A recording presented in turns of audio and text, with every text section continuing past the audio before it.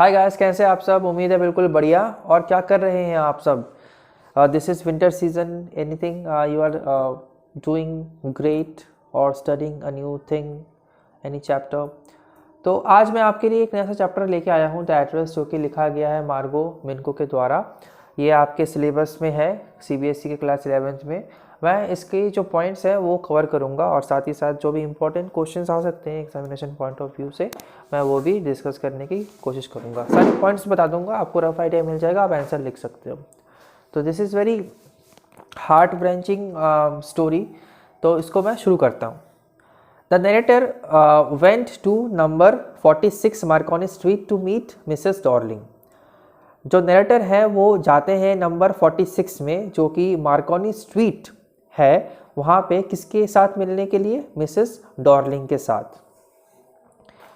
तो वहाँ पे द नरेटर जो है, जो कि the daughter of Mrs S went in search of the belongings in her dead mother.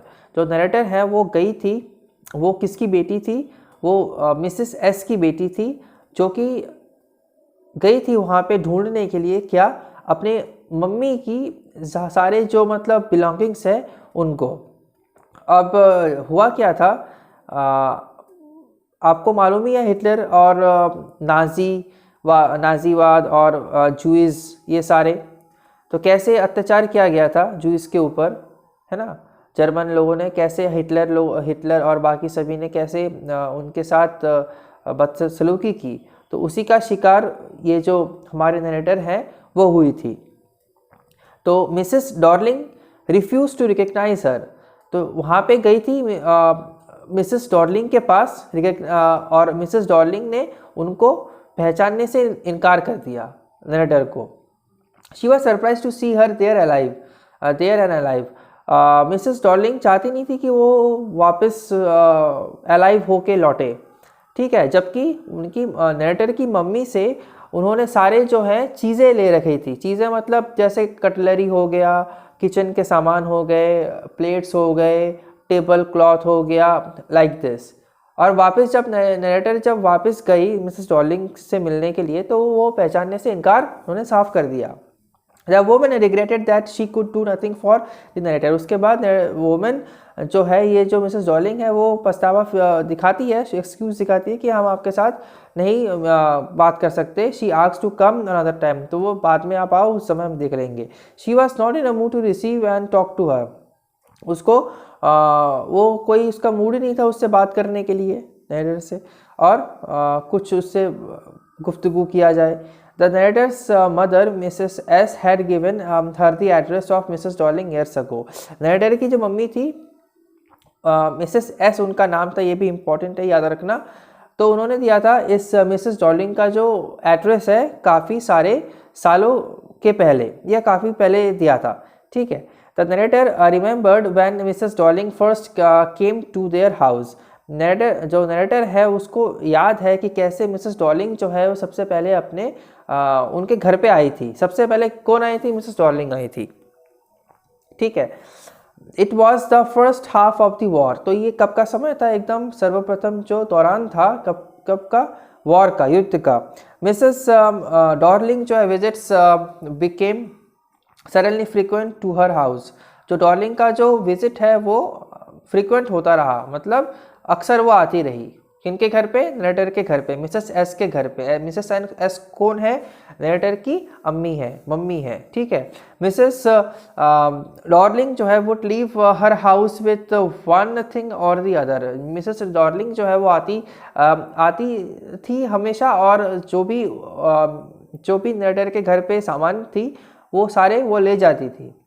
In this way all the silver cutlery, तो इसी प्रकार से सारे जो सिल्वर के कटलरी थे, पुराने प्लेट्स थे, वैसेस थे, ये सारे जो है वो लेने लग गई। मिसेस डॉर्लिंग जो है taken away everything with her, तो मिसेस डॉर्लिंग जो है उसने सब कुछ ले लिया था, ये सारी चीज़ें।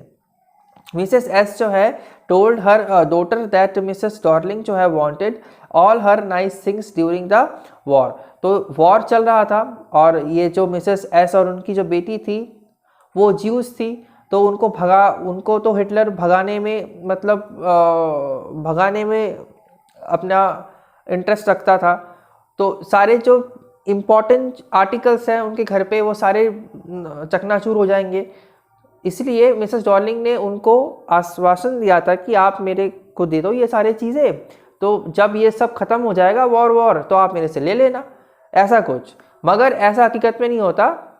हकीकत ये है कि जब नरेटर जो है उनके घर पे दोबारा से जाती है मिसेस डॉर्लिंग के घर पे, तो वो पहचानने से इनकार कर देती है, उनसे कोई बात नहीं करना चाहती। अभी जो नरेटर का जो मतलब अपना बिलोंगिंग था, अब जो है प्रेजेंट टाइम में कौन यूज़ कर रहा है? मिसेस डॉर्लिंग यूज़ कर रही है। मैं उम्मीद करता हूँ मैं आपको समझा पाया हूँ, ठीक है। उसके बाद बहुत सारे उसके बाद The narrator did not seem to be convinced by these arguments. She had no faith in Mrs. Darling. तो उसके बाद मिसेस डॉर्लिंग जो है उसके ऊपर कोई भरोसा नहीं रहा। बहुत सारे जो है साल बीत गए और जो वॉर है, युद्ध है, वो ओवर भी हो चुका था। उसके बाद नरेटर जो है वो waited for a long time to visit Mrs Darling. Narrator जो है वो वेट करती रही बहुत समय से, वेट करती रही जिससे कि उसका आप कहो मुखातिब वो कर सके मिसेस डॉर्लिंग से। अब वो घड़ी आ ही गया। It was a second visit. अब दोबारा से सेकेंड विजिट उन्होंने करा नरेटर ने टू मिसेस डॉर्लिंग्स हाउस। कहाँ पे? मिसेस डॉर्लिंग के हाउस में। This time she did not meet her but only her daughter a young girl of 15। तो इस बार मिसेस डॉर्लिंग की जो पुत्री थी, बेटी थी, वो बाहर आई, जो कि 15 साल उसकी उम्र थी। ये भी याद रखना, ये भी इंपॉर्टेंट है आपके एग्जामिनेशन पॉइंट ऑफ व्यू से। द नरेटर जो है set down to wait for Mrs Darling. तो नरेटर जो है वो बैठ जाती है और वो प्रतीक्षा करती है मिसेस डॉर्लिंग के लिए। All things were there. सारे चीज़ें जो है वहाँ पे थी। The old fashion candle holder, पुराना जो कैंडल होल्डर था, उसके बाद सिल्वर कटलरी था, वैसेस था, पुराने प्लेट्स जो थे वो सारे वहाँ पे पड़े हुए थे पहले से। ये सारे जो हैं किनके हैं? ये नरेटर के अपने ही हैं, ठीक है। Once they belong to the narrator's mother. ये सारे जो है किन की थी? पहले नरेटर की मम्मी की थी। नाउ मिसेस डॉर्लिंग जो है पॉजेस थे। अभी मिसेस डॉर्लिंग जो है उनको अपना बता रही है, पॉजेस उन्होंने दखल कर दिया। They were tastelessly arranged in a strange and unpleasant atmosphere. They were tastelessly arranged. और ये सारे जो अरेंज कहाँ पे किए गए? एकदम टेस्टलेसली, मतलब बहुत ही स्ट्रेंज वे में और बहुत ही मतलब इसको डिसऑर्डर वे में रखा हुआ है, ठीक है। बहुत ही अनप्लीजेंट एटमोसफियर अब क्रिएट कर दिया गया है। कहते हैं ना फ्री का अगर कुछ होता है तो उसको ज़्यादा हम तवज्जो नहीं देते, तो उसी प्रकार का जो है हाल यहाँ पे हो रखा है। उसके बाद देन सडनली द नरेटर जो है वो जंप कर देती, मतलब उड़ जाती है ये सब देख के, ये सब सुन के, उस 15 ईयर ओल्ड गर्ल से सुन के सब उड़ जाती है। It was the time for a train. वो कहती है कि मेरा ट्रेन आने का समय हो गया। She came out of the house. और वो हाउस से बाहर निकल आती है और देखती है उस नंबर प्लेट को, ठीक है। द एड्रेस जो है वो सही था। उसने सोचा था कि पहले गलत एड्रेस पे तो नहीं आई हूँ, मगर ये एड्रेस सही था। 46 मार्कोनी स्ट्रीट। याद रखना, ये भी एग्जाम के लिए इंपॉर्टेंट है।